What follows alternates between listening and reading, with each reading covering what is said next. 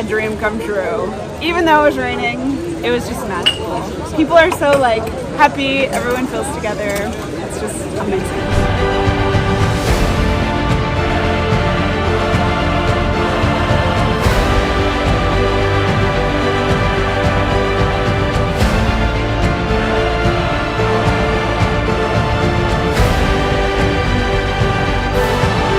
French people are already very apprehensive about the Olympic Games because there were a lot of problem of organization, and with this starting as well, it's not the best.